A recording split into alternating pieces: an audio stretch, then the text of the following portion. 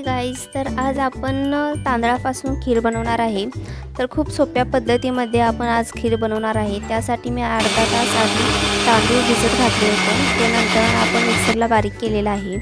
अर्धा लिटर दूध आणि हे तांदळाचे मिश्रण, त्याचप्रमाणे काजू बदामाचे ड्रायफ्रूट आपण घेतलेले आहेत। तुम्हाला जसे आवडतील तशा पद्धतीमध्ये तुम्ही घेऊ शकता। इथं तूप घेतलेलं आहे। त्यानंतर आपण पहिल्यांदा छोट्या टोपमध्ये तूप घालून त्यामध्ये आपण सर्व ड्रायफ्रूट घालून घ्यायचं आहे आणि छान असं ते परतून घ्यायचं आहे, जेणेकरून त्याला लाल कलर येईल अशा पद्धतीने आपल्याला हे सर्व ड्रायफ्रूट छान असं भाजून घ्यायचं आहे।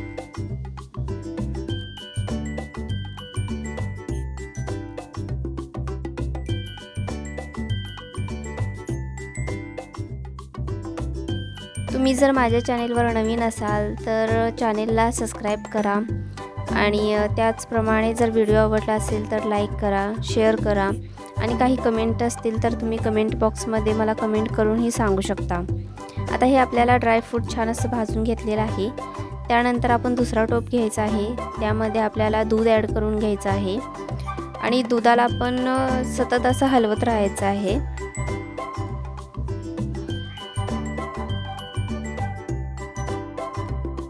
दुधाला अशी छान अशी उकळी येऊपर्यंत आपल्याला हे दूध तापवत ठेवायचं आहे।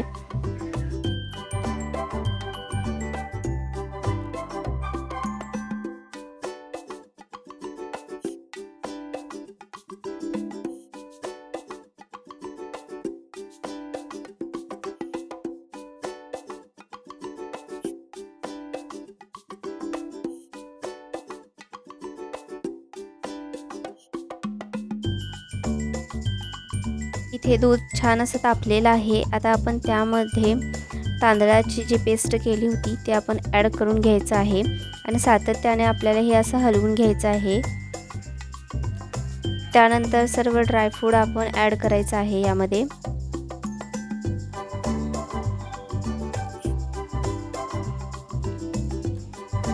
त्यानंतर मी वेलची पूड केलेली आहे तीही त्यामध्ये ॲड करते।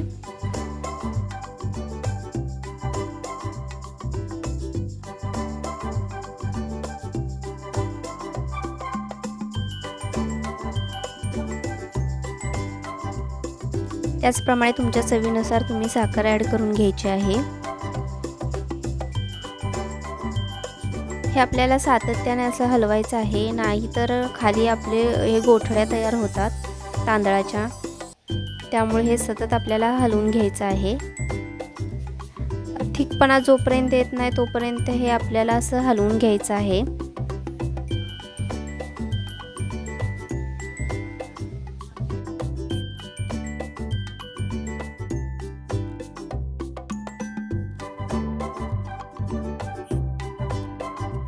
इथं तुम्ही पाहू शकता हळूहळू या मिश्रणाला थिकपणा येत आहे।